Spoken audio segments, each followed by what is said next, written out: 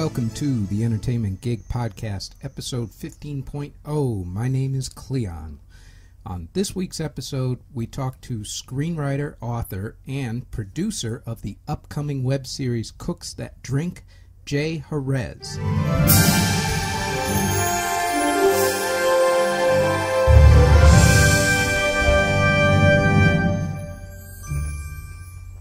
This week's interview is with an up-and-coming screenwriter and author, and now the producer of the upcoming web series Cooks That Drink, Mr. Jay Harez.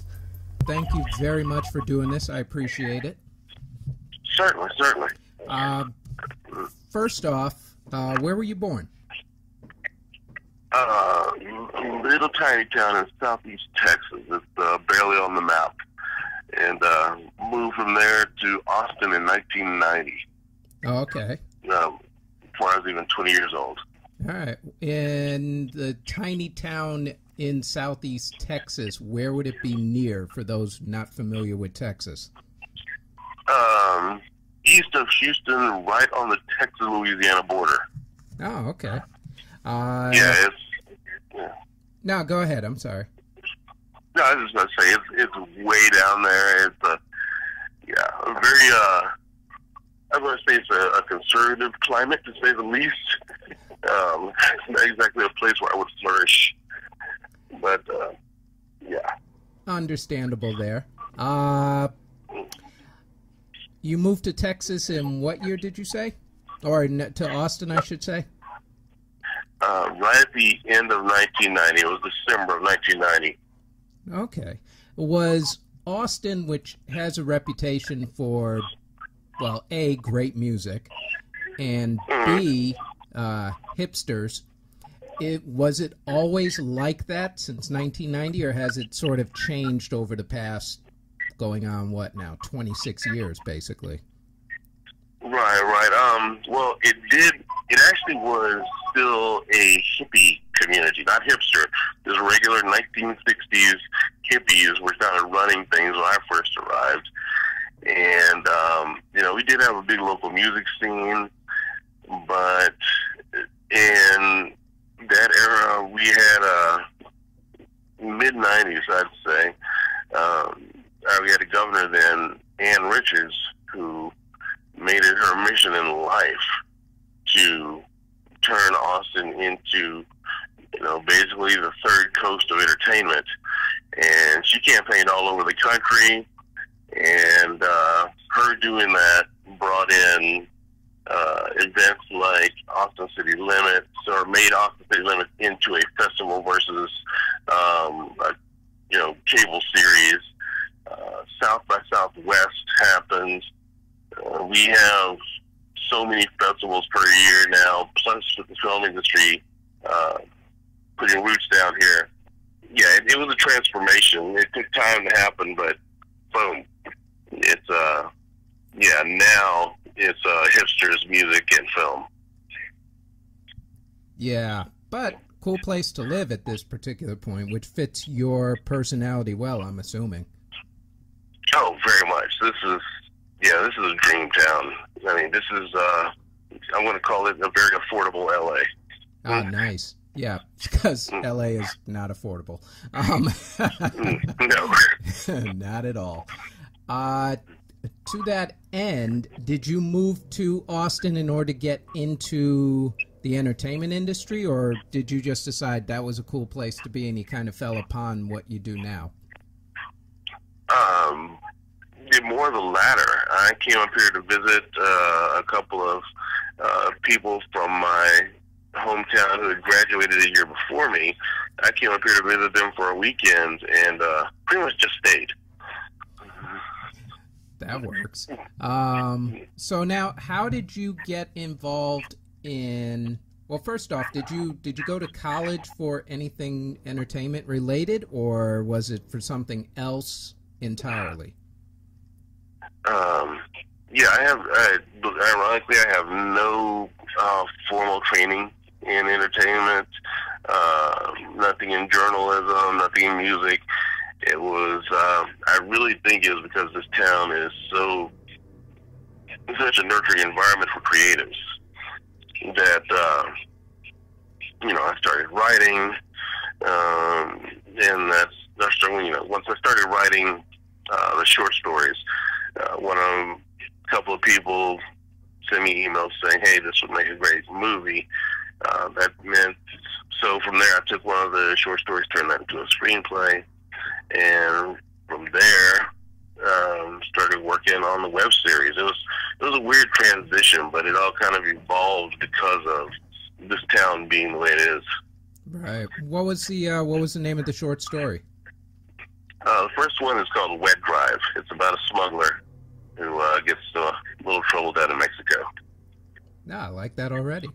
Yeah, it's on iTunes. Oh, okay. So all of your short stories are on iTunes at this moment, then? Yes, sir. Under your name? Yes, sir. Excellent. I'll put up a link so that people can find that then. Thank you. So let's now talk about your web series. Name of the web series is Cooks That Drink. How did you come upon doing this web series, and what is it about, aside from Cooks That Drink? Sure. Its evolution was, I don't want to say spontaneous, but it was pretty rapid. I had a coworker. I was working at a call center at the time, and the coworker and I are both in our mid-40s, and we had a younger guy who was saying, "Hey, I'm going to try my first brisket. Can you guys give me some pointers?" And my coworker's name is Dennis MacArthur. He's the host, and he really got into describing the process, the steps. I mean, his delivery, even just talking casually to a coworker, was so passionate.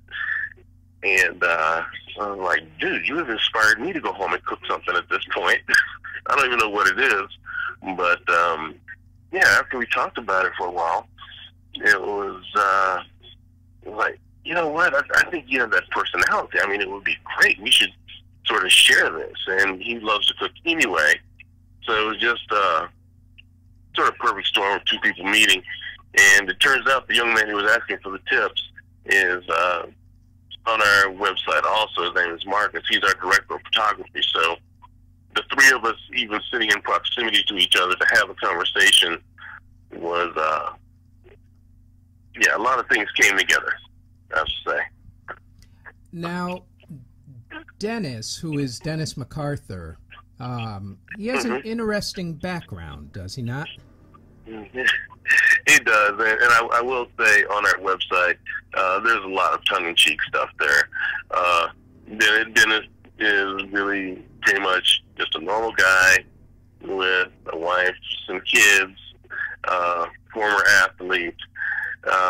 We sort of started setting the tone there on our site that there was going to be some things said ironically throughout the show. There's going to be some vigorous use of hyperbole and some exaggeration, but he does have the wit. I will say this to be a host. Yeah. What type of food does he specialize in? He is, I want to say, the master of pretty much all the red meat dishes. Chicken, we're expanding in, or no, I shouldn't say that. I should say actually chicken. He's got that down as well. One of the things that he does like, though, is he has a very unique set of breakfast entrees that he has in mind for the show. It's going to be sort of a range of things, but yeah, the red meats are going to be central to our show. Does he have a specialty, or are you, let me rephrase, since this is more about the show rather than his cooking per se, Are you guys Okay. going to focus on a certain type of cuisine, like Italian or Chinese or Americana or anything along those lines? Not really. We're going to try to keep it pretty broad. We're going to try to make, each show a surprise. I would not tell anyone, hey, here's the type of thing we cook. Basically, if it's an appropriate meal, we're going to probably give it a shot. Because ideally, we have a, multi-season game plan. Okay. Yeah. Talk to me about how the show is going to progress. Is it more of a he takes people to while he shops for the items and then breaks down the meal? Is he more of a traveler type? Is he just strictly going to show how to prepare a meal? How is this web series going to get going? Oh, sure. Well, I guess that sort of goes to the format as well. We're fortunate enough that we're going to be working with the folks over at the Sustainable Food Center. They're a nonprofit that helps provide education and fresh produce to families in the area who are in need. You can go there and learn how to grow your own vegetables. They offer 1,000 simple educational things to help people be more sustainable, and they do a lot with the community to provide not only the food but the education, so that a regular person who's never gardened can go there and learn how. So these fine folks have an industrial kitchen where Dennis will be preparing the meals. During the prep time, we're going to have 4 couples who are going to be there interacting with him, having just some lighthearted conversation and some booze that we provide. And then once he is done with the preparation, meals prepared, he sort of talked everyone through the process and been able to ask all their questions. And then he sits down with that group and everybody eats. And it's super simple format, but it should be basically like having a professional chef in your home where you and your friends have dinner with them. Nice. And it also draws attention to the nonprofit as well. Exactly. They are doing such good work. It was pretty much a match made in heaven. They had the space available. We like what they're doing, and there we were. Nice. In terms of production, how many episodes are you thinking? We'd like to get 10 per season, and ideally this would happen in perpetuity as far as I'm concerned. We really love the idea, and I think it's going to get a lot of traction with the public just because, our focus obviously is on the food and the beverage, but, it's about having fun. And we think I know Dennis sort of brings that to the table as far as being a host. Yeah.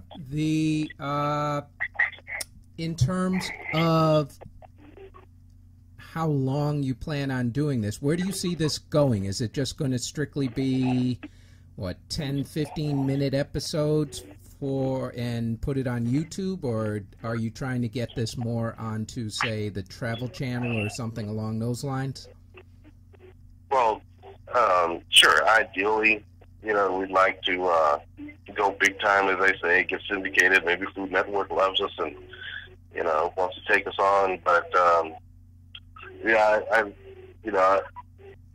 honestly, if it stops being fun, it's not going to go any further. So as long as we're having a good time doing it, and as long as people like it, then, we'll, as they say, ride it till the wheels fall off. That works.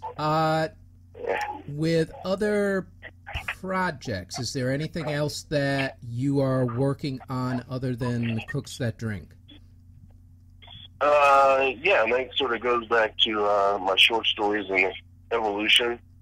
I'm become a screenwriter in the sense that I've written some screenplays, but I am really looking to get a script optioned or even develop it myself, depending on what happens in the future.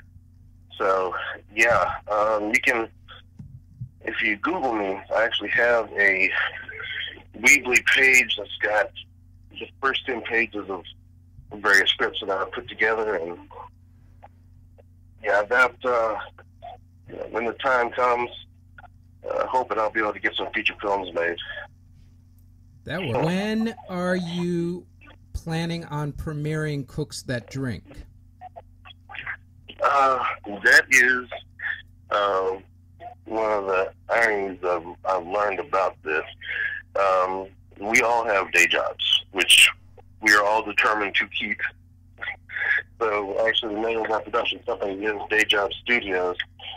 So ideally, we're going to have our first episodes shot mid to end of August at some point, and possibly, well, I'm going to say it may happen before then, but just to set expectations properly, I'm going to say mid to late August, we can have the first thing shot and possibly premiere it on Labor Day, which is, a big cookout day here in the States. So, yeah, I'm going to say the last weekend of August to be fixed. Okay. We'll start shooting. Gotcha. Now, in terms of food, I can't let you get away since you're doing a cooking show. What's your favorite type of food? Well, my mother was from South Louisiana, so anything Cajun, etouffee, jambalaya, the shrimp boil, the crawfish boil, crab, man, anything out of the sea, I'm happy with. Mom was a good cook? Oddly enough, it was not her forte, and this is maybe this is a thing I've seen as a trend among Louisiana chefs, that the cooking is sort of a male-dominated function down there in South Louisiana. It's very much the guy is, from catching it out of the local water supply to the preparation. It's huge male, paternal, I should say, thing. It goes back, I think, to down there, Justin Wilson, and anyway, yeah, it's unlike the rest of the states, as far as I know. The guys really are in command of that trade. Okay. This would be the part where you get to shamelessly plug for as long as you want, in great or as little detail as you want, anything and everything, yourself, your show, whatever you would like to promote. The floor is yours as of now. Excellent. Thank you so much. Also, I want to say thanks for interviewing me. This is fantastic exposure for us. Hopefully it'll make a really huge impact. But the web series is Cooks That Drink. My name is Jay Harez, Jayharez. I'm the producer. I have a couple of short stories on iTunes under my name. And this is going to be a fantastic show, so please visit our website. Fill out the contact us form if you'd like to eat with us, or if you'd just like to get our monthly newsletter that's going to have recipes and other food facts. There you go. I think I'm done. Excellent. I would say that's pretty clear and concise. Anything else you'd like to add? Nothing I can think of right now. I'm sure as soon as we hang up, 1,000 things will come to mind. But yeah, it's cooksthatdrink.com. Visit us. Excellent. Thank you very much. I fully appreciate you doing this. Hey, my pleasure, sir. Enjoy your weekend.